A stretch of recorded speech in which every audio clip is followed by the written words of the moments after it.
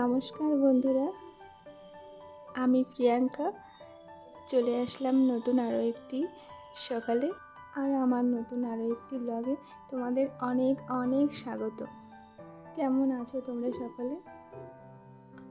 আশা করি তোমরা সকলে খুব ভালো আছো, বাট আমি কিন্তু ভালো নেই, কারণ শরীরটা অসুস্থ। আর শরীর অসুস্থ থাকলে কোনো কিছুই করতে ভালো লাগে না।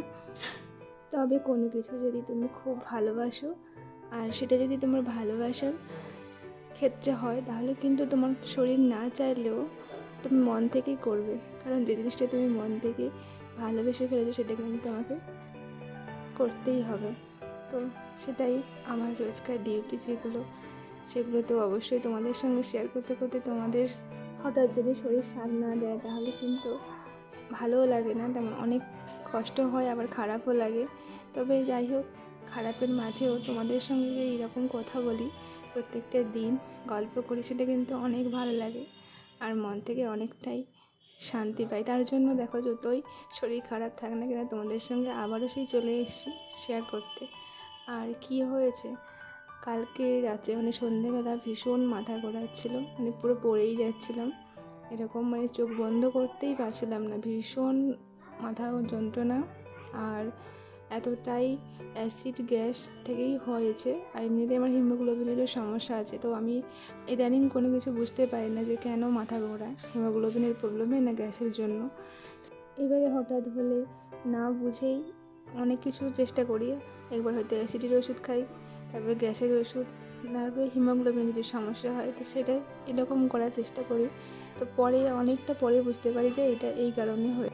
তার আগে যে কথাটা বললে না, দেখো মায়ের শরীর অসুস্থ, তার জন্য ছেলে দেখো বলছে আমাকে ব্রাশ করে যেতে হবে না, আমি ব্রাশ করে নিচ্ছি, আমি মুখ দিয়ে নিচ্ছি। ও হয়তো ব্রাশটা কোনো রকম করে নিতে পারে, ভালো করে করতে পারে না, কিন্তু মুখটা ও একেবারেও ধুতে পারে না। দেখো গ্লাস নিয়ে চলে গেছে, মুখ ধুয়ে নিচ্ছে। তোমাদের সঙ্গে সেটাও শেয়ার করলাম। পরিস্থিতি চাপে পড়লে এরকম কিন্তু অনেকেই অনেক কিছু শিখে যায়, বুঝে যায়। তো আমার সেটাও শিখে যাচ্ছে এখন।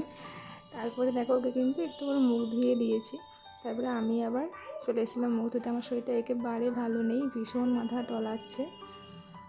আর কালকে সন্ধ্যেবেলা কিন্তু প্রায় আধ ঘন্টার মতন ধরে বমি করেছি প্রচুর, ইচ্ছে করেই করেছি, কারণ এতটাই গ্যাস আর মাথা ঘোরাচ্ছিল, আর সহ্য করতে না পেরেই আঙুল দিয়ে বমি করার চেষ্টা করেছিলাম। তো যাই হোক, এখন একটু মোটামুটি একটু 10% মতন ভালো আছি। তবুও চলো তোমাদের সঙ্গে সব কিছু যেহেতু শেয়ার করি প্রত্যেকটা দিন, তো আজকে সকালটাও তোমাদের সঙ্গে শেয়ার করব কী করছি। আর আমি যে সকল মিষ্টি বন্ধুরা আমার প্রত্যেকটা দিন সাথে থাকেন, পাশে থাকেন, আপনাদের অসংখ্য অসংখ্য ভালোবাসা। আর আমার নতুন বন্ধুদেরকে অনেক অনেক ওয়েলকাম, অনেক ভালোবাসা।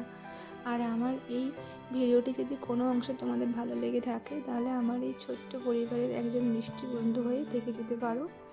তো দেখো, এখানে যে ছেলে সুজি খাচ্ছে, সেটাও তোমাদের সঙ্গে শেয়ার করলাম। সকালে তো কোনো কিছু বানানোই হয়নি খাওয়ারের জন্য। আর এদিকে আমি একটু জল মুড়ি নিয়েছি, তো ওইটাই খাবো, যেহেতু শরীরটা একেবারেই ভালো নেই। আর সকালে ভাবলাম একটু জল মুড়ি খেয়ে নিই, তো ওটাই খাচ্ছি। আর ওদিক থেকে আমার ছেলে বলছে যে আমি কি খাচ্ছি, ও তো ওখানে সুজি খাচ্ছে, তো আমি বললাম আমি জল মুড়ি খাচ্ছি। তো ও বললো যে হাতে তুলে দেখাতে, তো সেটাই ওকে দেখাচ্ছিলাম যে জল মুড়ি খাচ্ছি। ও ভাবছে হয়তো আমি টেবিল চেয়ারে বসে অন্য কোনো ভালো খাবার হয়তো খাচ্ছি। তো যাই হোক, ওকে এটা দেখিয়ে দিলাম। আর এত অসুস্থতার মধ্যেও তোমাদের সঙ্গে হেসে হেসে কথা বলছি। হ্যাঁ, এখনও কিন্তু আমার ঠিক হয়নি, বাম সাইডে মাথা ভীষণ যন্ত্রণা হয়েই চলছে। আর এইটা আমার গত বছরও এরকম হয়েছিল, ভীষণ পুরো বাড়াবাড়ি হয়ে গেছিলো। রাত্রিবেলা আমি ঘুমোতেই পারতাম না, রাত থেকে আমি বিছানা থেকে বাইরে ছুটে চলে আসতাম, থাকতেই পারতাম না ঘরের মধ্যে, এতটাই বুকটা ধড়ফড় করতো আর ভীষণ সমস্যা হতো। তো তারপরে এটা যেহেতু আমার হিমোগ্লোবিনের সমস্যা, তো সেখান থেকে আর গ্যাস থেকেও হয়, তো ডাক্তারের জন্য বলছিল যে আয়রন বটি খেতে দিয়েছিল, তো ওইটাও তো খেয়েছি, কন্টিনিউ করেছিলাম। তারপরে আবার এই গ্যাসের সমস্যা, সত্যি বলছি ভীষণ সমস্যা হয় যখন এটা শুরু হয়। তো সেগুলোই ভাবছিলাম যে গতবারে তো এর থেকে আরও বেশি কষ্ট হচ্ছিলো, এবার ভাবলাম হয়তো হবে না, এখন হয়তো ঠিক আছে, জল টল খাচ্ছি প্রত্যেকটা দিন। হ্যাঁ, এখন যেহেতু ভিডিও বানাই, তো একটু হয়তো খাওয়া দাওয়ার অনিয়ম হয়তো হয়েই যায়, আর ঘুমও সেই রকম হয় না, তার থেকে বেশি সমস্যা হচ্ছে। যতই ভাবি যে ঠিকঠাক রুটিন মতন সব কিছুই করবো, তবুও একটু হয়ে যায়, আর এই জন্য প্রবলেমটা আরও বেশি হয়। আর দেখো, এখানে আসার পর থেকে ওয়াইটিতে আমি কিন্তু এরকম তোমাদের সঙ্গে সব কিছুই শেয়ার করি, যত অসুস্থ থাকি যাই থাকি না কেন। আর এইসব নিয়েই আমার চ্যানেলটা এখনও তোরই মানে কোনো গ্রোই করছে না, কোনো কিছুই হচ্ছে না। জানি না হবে কি না, যে স্বপ্ন নিয়ে আমরা এসেছিলাম সেই স্বপ্নটা পূরণ হবে কি না। তবে দেখি যতটা দিন পারবো ওদিন আমি চালিয়ে যাব, না পারলে সেখানেই সমাপ্ত করে দেব। আর তখন কিন্তু বিদায় নিয়ে নেব, আর হয়তো মানে ভিডিও বানাতে পারবো না। অনেকটা চেষ্টা করেছি, অনেকটা বছর হয়ে গেছে, মনে হয় আর হবে না হয়তো। যাই হোক, তারপরে দেখো ওদের সঙ্গে কথা বলতে বলতে একটু একটু করে কাজগুলো করছিলাম। তো ওই যে বেডশিটটা ভীষণ নোংরা হয়ে গেছিলো, তো ওইটাও সার্ফে ডুবিয়ে দিয়েছিলাম।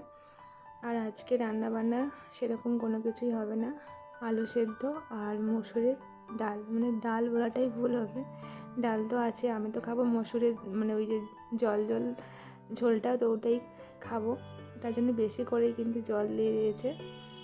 চলো, আর যেহেতু শরীরটা ভীষণ অসুস্থ, তার জন্য তোমার দাদাভাই দেখো ওদিকে সব কিছু ধুয়ে ধুয়ে নিয়ে ও মেলিয়ে দিচ্ছে সব রোদ্দুরের মধ্যে, সেটা তোমাদের সঙ্গে শেয়ার করছিলাম।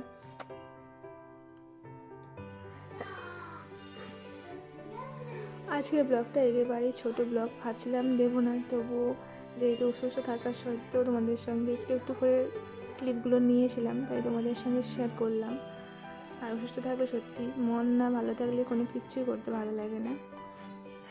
আর এই যে ছেলে এটা খাচ্ছে, তো এটাও তোমাদের সাথে শেয়ার করলাম, কথাও বলছি জড়িয়ে যাচ্ছে। যাই হোক, তারপর তোমার দাদাভাই স্কুলে গিয়ে ডাক্তারকে জিজ্ঞেস করলো, বলতে একটা ওষুধ আমাকে বলেছে, তো তার জন্য দেখো আমাদের ঘরে ভীষণ মানে প্রচুর ওষুধ রাখা আছে হোমিওপ্যাথি, তো ওখান থেকে আমি খুঁজে নিচ্ছি। দেখো এখানে লিখে রেখেছে যে এটা মাদার ওষুধ, তো এখানেই খুঁজছিলাম, এখানে পাইনি, তারপরে এই বক্সটাতে আবার খুঁজলাম, তো এখানেই পেয়েছি, তবে অনেক খোঁজার পর পেয়েছি, সেটা তোমাদেরকে দেখালাম না। তো ব্রায়োনি আলবা এটাই আমাকে খেতে বললো, খেতে এসে দেখি যে ওষুধ নেই, শুকিয়ে গেছে সব, তারপরে জল দিয়ে ধুয়ে আবার খেয়েছি। তো যাই হোক, আজকের ব্লগটা এখানেই রাখছি, সবাই খুব ভালো থাকো, দেখা হবে নতুন আরও একটি ব্লগে, নতুন আরও একটি সকালে। চলো ততক্ষণে টাটা, সবাই খুব ভালো থেকো।